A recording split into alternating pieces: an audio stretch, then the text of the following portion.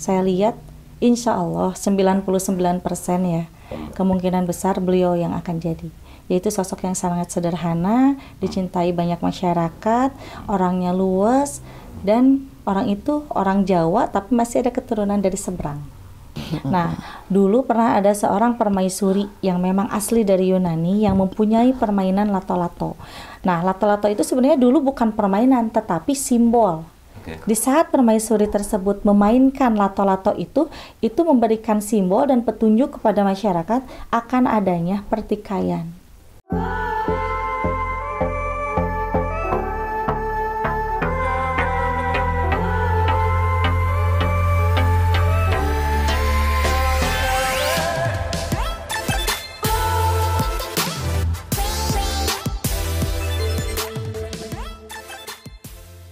Assalamualaikum warahmatullahi wabarakatuh. Jumpa lagi dengan saya Anggra Putri Tania.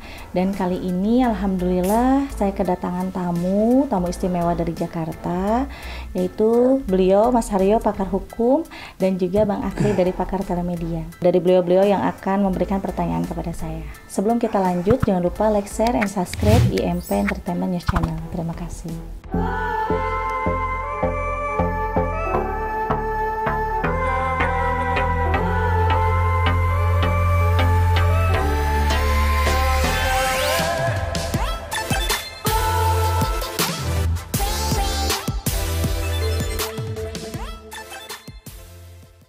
Ya sahabat IMP, mungkin kita langsung aja ya. Assalamualaikum warahmatullahi wabarakatuh. Waalaikumsalam, Neng. Ya, mungkin abang jauh-jauh datang dari Jakarta ke sini ingin bertanya ya tentang beberapa tema. Insya Allah mungkin kalau ada izin Allah saya akan menjawab semampunya saya. Ya, sebelumnya terima kasih Neng, kita udah diterima dengan baik. Juga buat sahabat IMP ya Pak. Iya, sahabat IMP. Sahabat IMP, sebelumnya salam kenal. Kita jauh-jauh dari Jakarta ke sini mau ketemu Neng Anggra ini.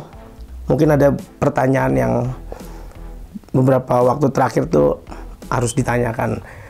Yang paling agak sedikit mungkin agak jadi pembahasan menarik tuh menjelang Pilpres. Sebelumnya beberapa waktu lalu saya sempat ngeliat ada Neng memberikan petunjuk bahwa masalah Pilpres ini inisialnya kan ini gitu. Itu kan lumayan memperoleh atensi masyarakat yang lumayan luas gitu. Orang penasaran siapa sih. Dan sekarang semakin mendekat ke 2024 kan, mungkin adakah petunjuk lain gitu Neng, maksudnya yang Neng berhasil dapatkan tentang siapa sih orang ini, seperti apa sih karakternya, sifatnya, pembawaannya, mungkin di masyarakat seperti apa. Jadi gini, walaupun ada beberapa nama calon yang memang sekarang itu muncul ya di medsos nama-namanya, tapi tetap yang akan jadi presiden 2024 itu adalah sosok orang yang sangat sederhana. Orangnya berwibawa, bahkan dicintai oleh sebagian besar masyarakat.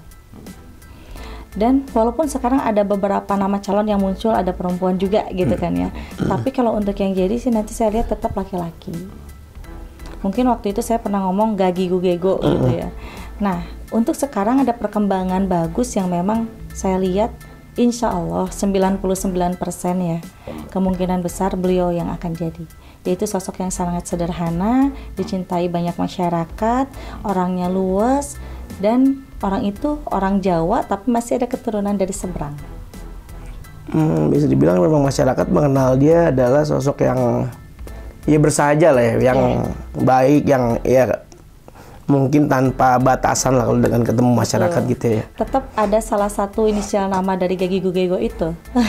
Oh, karena kalau bisa dibilang kan ada kandidat-kandidat yang lain emang menyinggung gagigu-gego itu kan, mungkin Pak ini begini, ada Bu ini, ada Pak ini lagi, rata-rata semuanya apa yang Neng sebut tuh ada gitu ya. Iya. Dan mungkin emang kalau menurut Neng melihat gitu dari kacamata spiritual, ini kuat, kandidat ini emang kuat orang A ini. Sangat kuat, walaupun bisa dikatakan nggak terlalu banyak dukungan dari partai. Tapi orang ini kuat karena memang kita melihat ke dalam haknya gitu ya. Karena yang saya lihat, walaupun baru-baru orang ini terjun ke dalam politik, nggak dulu-dulu. Kalau yang lain kan kebanyakan yang udah berbobot gitu ya, udah paham dalam segi politik. Kalau ini kan baru. Tapi beliau itu walaupun baru sangat memahami situasi dan kondisi yang dibutuhkan oleh masyarakat banyak. Kalau kan ada beberapa yang kita tahu tuh bahwa hampir semua presiden kita berlatar belakang atau rata-rata dari Jawa. Nah, untuk yang berikutnya, kalau yang gagi gue itu apa bisa atau mungkin ada yang lain, atau terlepaskah kita dengan stigma bahwa pemimpin Indonesia melihat dari rujukan yang ke belakang itu harus dari Pulau Jawa, atau Jawa. Mungkin nanti yang next ke entah berapa tahun ke depan akan ada yang dari mana. Kalau di 2024 ini masih dari Pulau Jawa campuran seberang ya, tapi kalau untuk selanjutnya yang nanti bisa memakmurkan itu yaitu dari tanah Sunda. Dari tanah Sunda. Berarti memang sudah tetap berarti Jawa juga masih masuk ya, kalau Sunda itu kan tetap ada di Pulau Jawa. Iya, masih Pulau Jawa, cuman kan kalau selama ini dari presiden pertama sampai presiden yang sekarang itu kan belum ada yang langsung dari Sunda gitu ya. Nah, nanti mah akan ada yang memang langsung asli keturunan dari Sunda. Oh iya, betul. Kebanyakan Jawa Tengah, Jawa Timur, Jawa Tengah, Jawa Timur. Oh, ini Jawa Barat. Ada apa di balik itu tuh, Neng?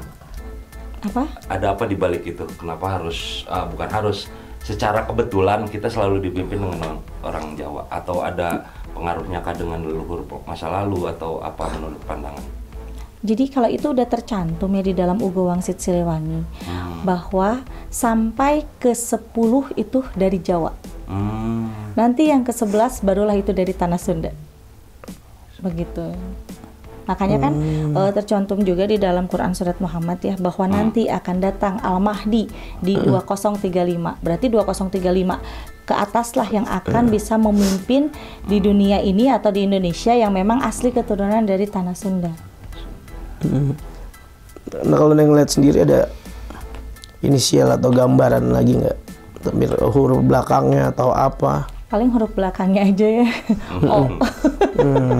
Oh. Dan memang udah bisa dikatakan kuat lah ya kalau berdasarkan penglihatan ini udah yang sosok yang. Jadi gini, contoh nanti itu yang muncul 5 calon, contoh gitu kan. Nanti satu persatu yang lain mundur. Yang kuat nanti akan ada 2 orang yang akan muncul bertarung di dalam pilpres. Tapi 2 orang itu juga memang sama-sama sosok yang kuat. Yang satu memang sudah berpengalaman dalam politik, yang satunya lagi baru berkecimpung, belum terlalu lama gitu. Nah, yang satu bersahaja, tegas, adil gitu kan. Yang satu sederhana, menyayangi masyarakatnya. Begitu. Akhirnya di mana lagi? Nah, nama akhirnya O. Oh ya. Karena masih dari Jawa ya. Dari Jawa ya. Ya, tapi gini mungkin terlepas itu kan hakikat tetap kita kepada Allah Subhanahu Wa Taala ya. Tapi ini menurut gambaran yang saya lihat gitu. Ya, kalau itu kan ada banyak hasil peninggalan di pilpres kemarin gitu ya, yang sampai sekarang pun masih terasa gitu ya. Nah, kalau untuk yang nanti di 2024, apakah itu nanti bisa melebur dan kita kembali lagi saling berbaikan lah istilahnya, tidak seperti yang sebelumnya, atau akan jauh lebih memanas dengan tampilnya tadi yang akhiran O dengan yang mungkin yang lainnya gitu? Justru gini, kalau yang saya lihat sih ini tuh kelihatannya ada kekisruhan menjelang pilpres. Suasana semakin memanas, banyaknya perubahan politik di Indonesia yang memang di sana nanti akan adanya adu domba. Mungkin sebelumnya nggak terlalu fatal ya, walaupun panas gitu kan. Kalau nanti suasananya semakin memanas, makanya harus waspada aja untuk aparat-aparat yang mengamankan ya, karena nanti yang saya lihat akan adanya adu domba, yang memang adu domba tersebut masih orang dalam sendiri gitu, bukan orang luar. Bisa dibilang kondisi politiknya semakin panas gitu ya. Tapi mungkin ada salah satu pihak yang akhirnya lebih mengalah gitu, atau mungkin sama-sama, ya namanya politik kan keras gitu. Akhirnya sama-sama nggak ada yang ngalah sama sekali. Ya udah maju ya dari terus. Dari pihak kubu A contoh gitu kan, yang sosok yang sederhana itu mengalah. Tetapi insya Allah dengan izin Allah dia akan bisa naik dan jadi, walaupun tanpa banyak dukungan Ya. dari petinggi ya. Enggak. Karena rakyat yang Karena masyarakat ya, lagi-lagi masyarakat yang percaya gitu kan. percaya. Berarti kekuatan dari masyarakat ya yang bisa, ya nggak bisa dibohongin lah, namanya masyarakat milih kan berdasarkan apa yang dia percaya kan, dia lihat. Tapi tetap kalau dia. seandainya nih yang sosok sederhana itu jadi gitu kan, pembangunan di Indonesia ini akan lebih bagus. Oh, oke. Tapi kalau salah orang, contoh gitu, karena kan ada aja ya yang namanya licik atau apa gitu. Contohnya, memang haknya nih orang ini, tapi ternyata ada yang licik. Contoh, terjadi sama orang lain yang jadi gitu kan, bukan orang yang sederhana itu. Mungkin akan bisa lebih kacau. Tapi sosok ini tegas gitu Reng, dalam, ya maksudnya Orangnya dalam nggak bersikap. terlalu memperlihatkan ketegasannya, yang ada hanya memperlihatkan kasih sayang.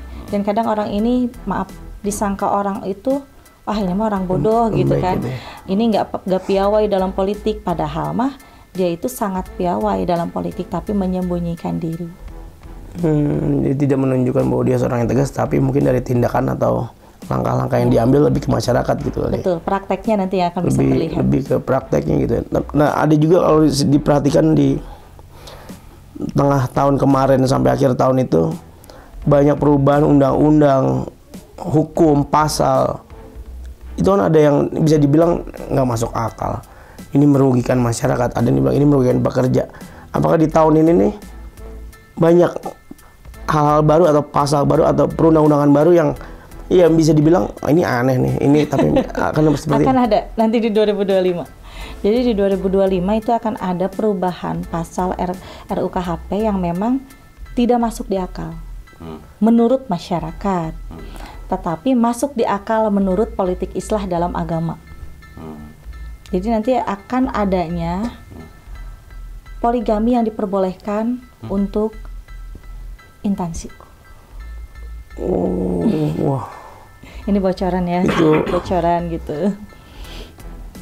Buat instansi, karena selama ini kan kayak aparatur negara itu kan sama sekali menghindari hal-hal yang kayak gitu kan. Nggak boleh kan. Sama sekali Tapi nggak kan boleh. ini dari RUKHP yang kemarin gitu kan ya, bahwa dalam pasal perzinahan aja itu kan sudah dikeluarkan untuk menghindari. Nah itu kan sebenarnya bertahap satu persatu gitu kan. Nanti akan ada pasal yang memang membolehkan asal jangan lebih dari 2 istri gitu. Jadi itu sebenarnya untuk menghindari perzinahan supaya nggak terjadi hal tersebut kepada anak bangsa gitu. Kan kalau misalnya kita lihat lebih banyak perempuan daripada laki-laki. Nah makanya laki-laki tersebut nanti diperbolehkan untuk mempunyai istri lebih dari 1 asalkan jangan lebih dari 2 gitu.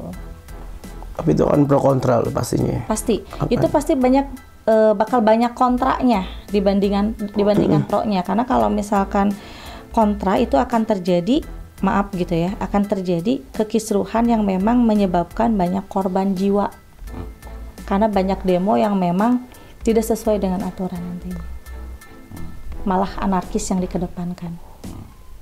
Oh, berarti emang lebih bisa dibilang agak lebih keras juga awal politik sama perundang-undangan tadi. Kan bisa dibilang kan di luar negeri itu justru kan menghindari kayak kemarin yang lagi ramai LGBT yang benar-benar bikin kebijakan peraturan enggak. Iya. Kita kesini akhirnya mungkin lebih ke ada hubungan ke syariat agama kalau bisa dibilang sangkut pautinnya. Ada nggak atau sama sekali nggak ada ini? Cuman buat menghindari tadi aja pemicu bahwa ada hal-hal yang akhirnya diterbitkanlah undang-undang itu. Sebenarnya ini sedikit demi sedikit ya, pemerintah itu udah mulai mau menerapkan politik islah karena kemarin kan banyak sekali ya kejadian-kejadian yang memang di luar batas gitu. Nah makanya ini sedikit demi sedikit bertahap yang memang nantinya akan bisa dibenahi, ditata dengan rapi supaya tidak akan terjadi hal-hal yang memang merugikan orang gitu, merugikan orang banyak.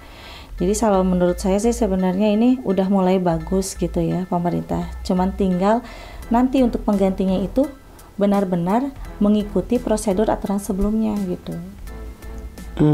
Apakah ingin melanjutkan atau tidak gitu Iya. kan? Ini udah bagus tapi kita lihat ke depannya gitu kan. Tinggal gimana bagusnya bahwa orang tersebut yang nanti akan menggantikan yang sebelumnya itu bisa mengikuti prosedur yang sebelumnya. Karena kalau tidak mengikuti prosedur yang sebelumnya akan acak-acakan.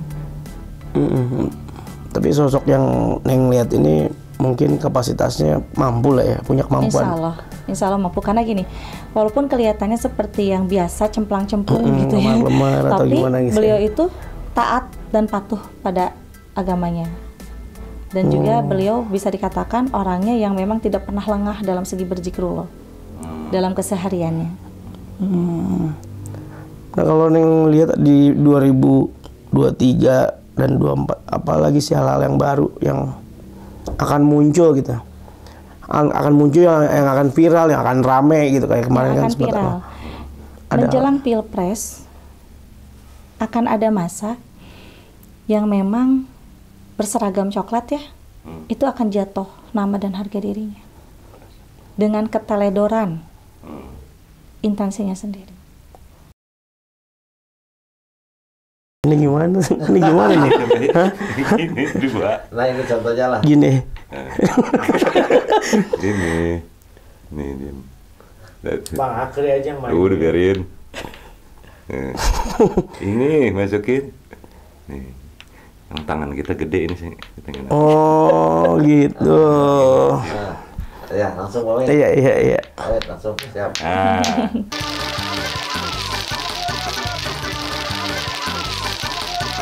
Nah ini juga nih Neng, ini lato-lato nih belakangan ini kan rame, sampai pagi siang sore malam kedengar suara tak tok, ini lato-lato, sampai kadang sampai jam 1 jam 2 malam ada yang main ginian. Saya mikirnya setan lato gitu kan, setan lato-lato. Fenomena ini memang seperti apa sih nih kalau Neng lihat? Apakah memang ini suatu kerinduan orang akan masa lalu yang permainan seperti ini udah ada, cuman sekarang agak sedikit berbeda, atau seperti apa Neng lato-lato ini? Jadi gini, kalau untuk lato-lato itu kan bahasa Bugis ya. Jadi sebenarnya ini adalah permainan yang memang berasal dari Bugis. Pada saat itu sudah ada sebenarnya pada masa Yunani gitu kan.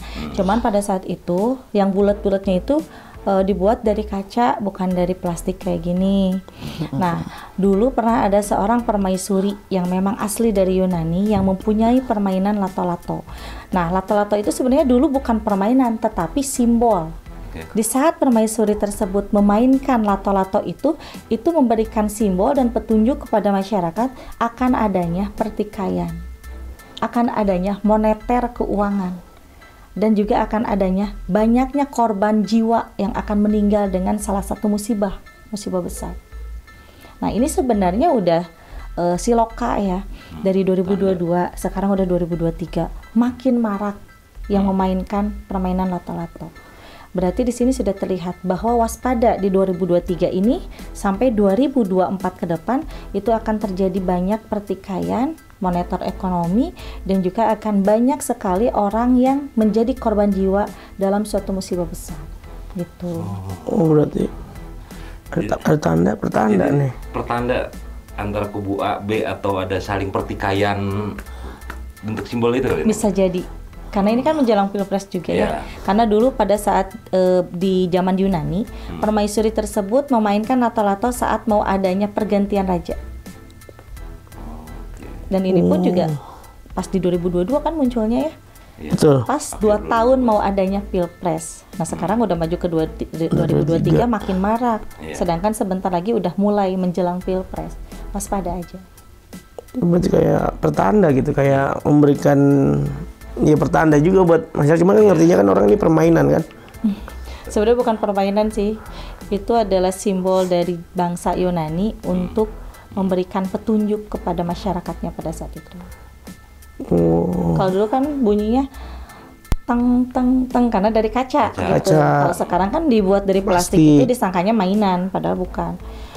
Terus kan ini di dalam bangsa Yunani gitu kan, lato-lato ini masuk ke dalam kitabnya Chorus. Chorus itu adalah kitab di mana banyak sekali kayak simbol-simbol, misalkan lato-lato gitu kan, lonceng, terus patung. Nah di situ di dalam kitab tersebut memang itu tercantum adanya lato-lato itu adalah bulat itu adalah dunia yang memang akan diadu, berarti itu berbenturan.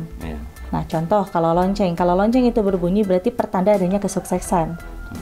Kalau misalkan patung itu pertanda adanya kebekuan di dalam perekonomian. Jadi sebenarnya di dalam Yunani dulu gitu kan ya, banyak sekali simbol-simbol yang bisa dijadikan petunjuk untuk orang banyak. Nah selain ini nanti mungkin bertahap ada simbol-simbol lain yang akan ada. hadir? Karena kalau yang Neng lihat sih di 2025 ke atas saat presiden yang baru menjadi seorang pemimpin gitu ya, itu kan bertahap, gak akan langsung gitu. Nah di 2025 akan terlihat adanya sedikit kesuksesan untuk orang banyak, kesejahteraan untuk orang banyak, yaitu nanti simbolnya akan banyak sekali orang-orang yang memang viral memainkan permainan lonceng. Oh, ini sekarang masih karena udah sukses lonceng. Setelah itu akan ada lagi contoh, misalkan udah lengser nih presiden yang akan datang gitu kan. Nah nanti kan diganti dengan presiden baru, nanti akan banyak sekali orang-orang yang memang banyak memainkan atau membeli boneka patung. Nanti akan ada masanya juga adanya kebekuan ekonomi yang memang lebih parah dari tahun 92 gitu. Oh, Berarti dulu telolet ada Udah. klakson telolet. Iya bener, waktu klakson telolet bener, orang-orang semua jadi telolet, hilang akal sehat, hilang akal pikirnya. Baru mau ditanyain. Betul, jadi segala Benar-benar. sesuatu yang muncul Fenomena, ya. di permukaan, di muka bumi ini, itu menandakan simbol akan adanya, bertanda akan terjadi sebenarnya. seperti apa gitu. berarti pengaruh juga ke ekonomi. Kalau dilihat dari yang lihat kalau kemarin kan kemarin kan resesi ekonomi di 2023 nih, lumayan berpengaruh nih, yang bikin orang jadi ketakut kehilangan pekerjaan, pemasukan yang akan benar-benar jatuh. Terjadi ya? Atau mungkin masih sama aja sama tahun kemarin? Agak parah tahun sekarang sih sebenarnya, kalau untuk dalam masalah ekonomi ya, karena ini masyarakat akan menjadi korban yang dimana perekonomian itu yang harusnya dirasakan oleh masyarakat itu indah gitu kan, makmur, tapi malah dipakai untuk kepentingan politik. Berarti akan lebih. Tapi kan dunia ini ya semua ya, tetap ada yang mengatur dengan katanya ada satu atau apa kalau disebutnya dulu iluminasi gitu. Ya, mengatur keuangan dunia. Tapi waspada juga sih, bukan hanya di Indonesia gitu ya, tapi di beberapa negara lainnya itu akan terjadi juga sebenarnya. Seperti Perang Dunia Ketiga. Mungkin nanti akan muncul di televisi ya berita-beritanya bahwa adanya peperangan gitu. Memang sih kalau di Indonesia nggak akan terlalu parah, karena hanya kekisruhan saja. Cuman di beberapa negara lain itu akan adanya perang dunia. Dan tetap berpengaruh juga Berpengaruh dan berdampak juga ke dalam ekonomi permasyarakatan di Indonesia. Berarti ini lato-lato ini nanti dengan sendirinya akan redup, Dan hilang. berganti lagi dengan yang baru. Betul. Berganti lagi dengan yang baru. Tapi sebenarnya ada artinya gitu kan. Seperti motor itu lampu kan tahun berapa tuh, Bro? Masa harus pakai lampu kan dulu. Iya, akhirnya harus pakai lampu. Semua kebijakan-kebijakan yang Sebenarnya itu secara tidak langsung simbol juga kan, kenapa sih yang harus memakai lampu gitu kan, ya untuk menerangi aja. Karena kalau misalkan contohnya siang nggak memakai lampu kan kebanyakan orang-orang juga banyak yang gelap mata gelap hati. Ya sahabat IMP, mungkin untuk tema yang pertama kita bahas 2 tema ya. Insya Allah nanti kedepannya kita akan bahas tema yang lainnya. Mungkin untuk sekarang saya pamit undur diri. Wassalamualaikum warahmatullahi wabarakatuh. Waalaikumsalam.